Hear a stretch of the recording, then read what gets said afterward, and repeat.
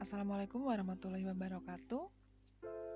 Apa kabar semuanya? Mudah-mudahan sehat semua ya. Baik, kali ini saya akan cerita sedikit tentang kota layak huni atau livable city. Jadi istilah kota layak huni sebenarnya beberapa tahun ini sudah lumayan populer. Teman-teman mungkin ada yang sudah pernah mendengar, ada yang sekali dua kali mungkin, ada yang lumayan sering, ada yang benar-benar sudah tahu gitu ya mungkin. Nah, kenapa kota layak huni ini cukup populer sih akhir-akhir ini? Tentunya karena semakin banyak orang yang punya awareness atau punya kesadaran untuk menciptakan sebuah tempat tinggal yang nyaman, yang layak huni. Nah, akhirnya kenapa kota? Bukan desa layak huni gitu ya. Jadi sebenarnya terms ini merujuk kepada suatu lingkungan yang layak huni, layak untuk ditinggali dan ditempati gitu ya. Tidak harus kota, desa pun bisa, wilayah pedesaan, pinggiran kota itu bisa. Tetapi kenapa akhirnya yang lebih populer kota layak huni? Ini karena kota cenderung memiliki masalah yang lebih kompleks dibandingkan dengan desa.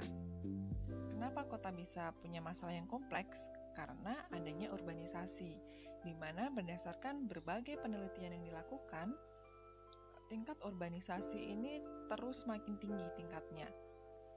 Tidak hanya di Indonesia, tapi di dunia pun sama.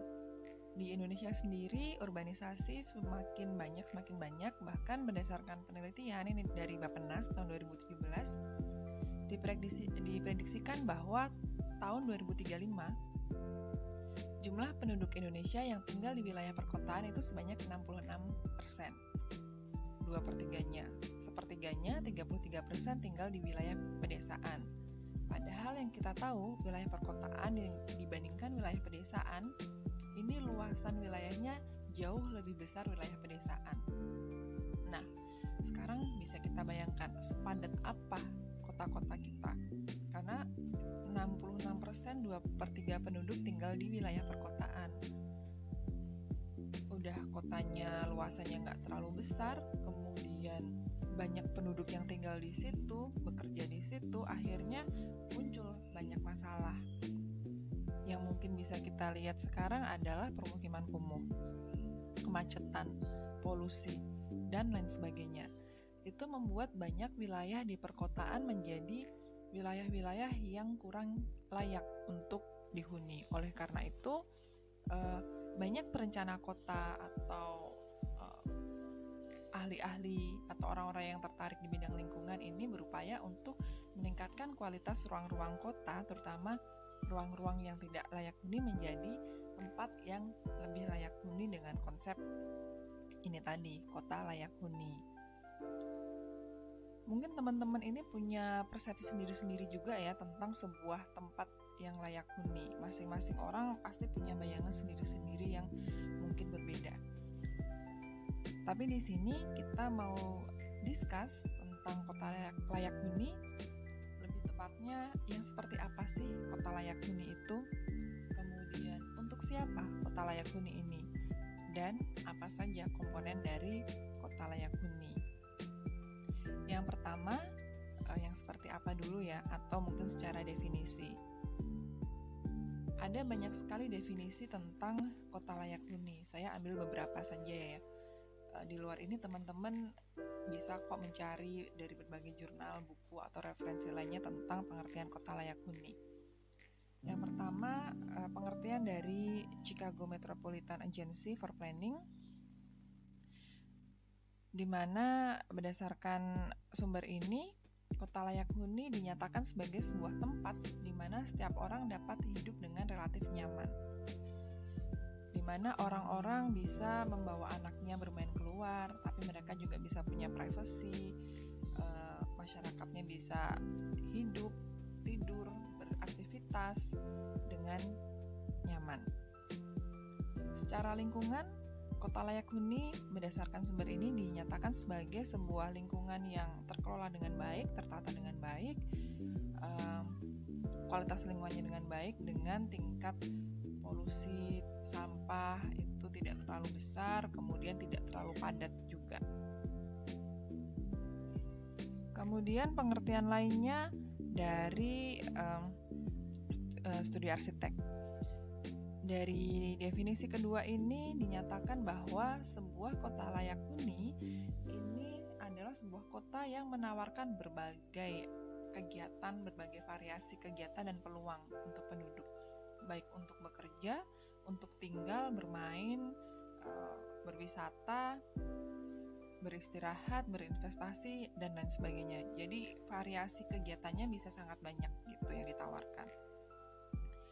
Selain itu, sebuah kota yang layak huni berdasarkan definisi kedua ini merupakan kota yang menempatkan kehidupan publik sebagai pusat perencanaannya. Ini ditunjukkan dengan banyaknya ruang-ruang publik yang diberikan untuk masyarakatnya. Tujuannya apa? Untuk meningkatkan taraf kehidupan masyarakat, kesehatan, keberlanjutan, dan lain sebagainya untuk masyarakat.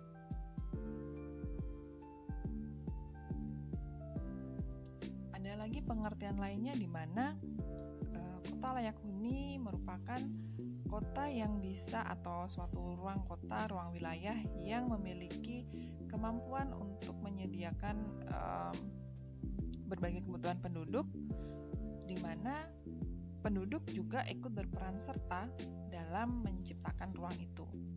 Jadi kebutuhan ruangnya itu memang benar-benar sesuai dengan keinginan dan harapan dari penduduknya. Jadi ruangnya benar-benar berfungsi dengan baik.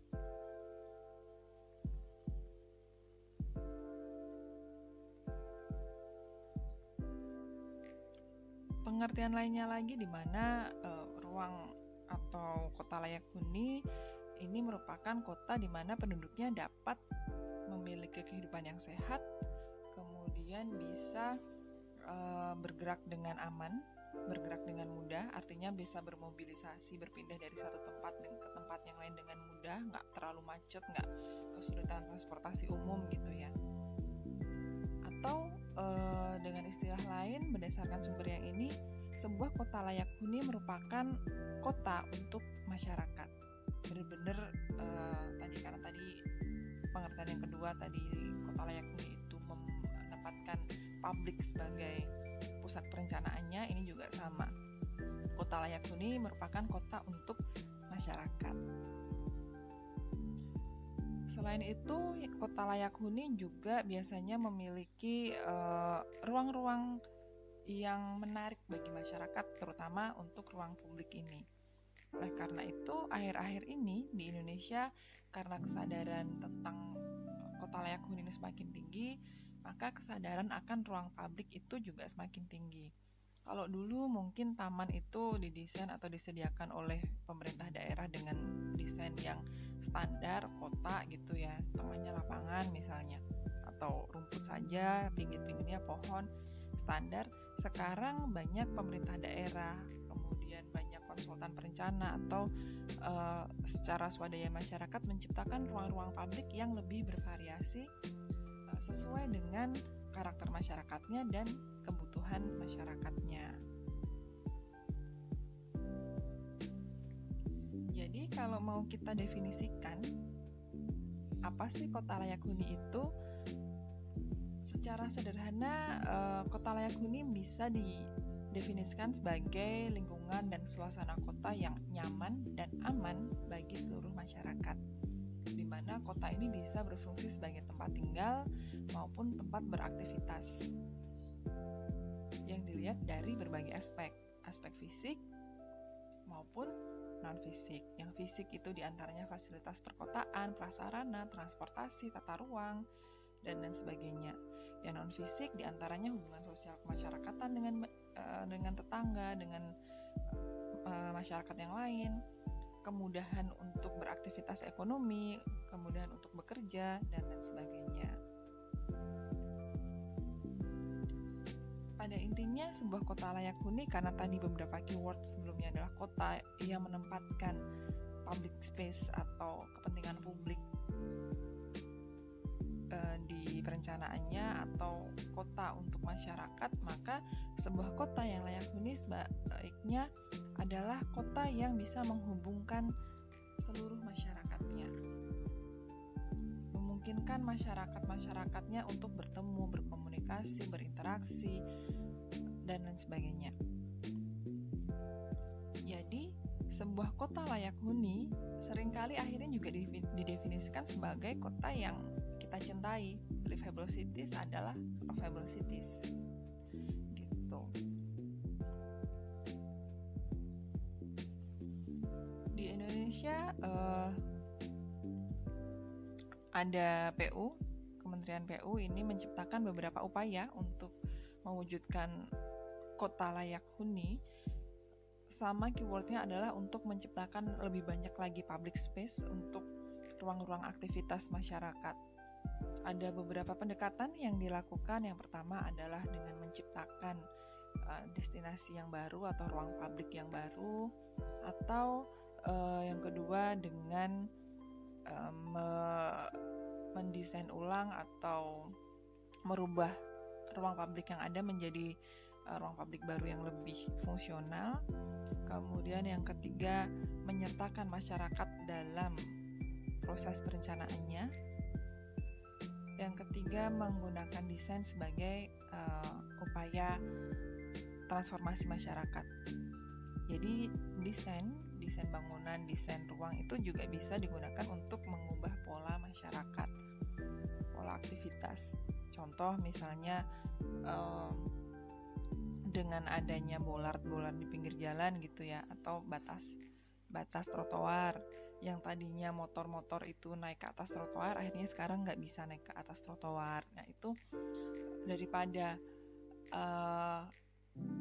pemerintah daerah atau petugas tempat itu keluar-keluar, oh nggak boleh ini gitu, bisa juga dilakukan dengan pendekatan desain. Jadi secara bawah sadar atau secara sadar ngelihat desainnya seperti itu, oh berarti saya nggak bisa lewat situ, oh berarti saya harus seperti ini, oh saya harus duduk di sini.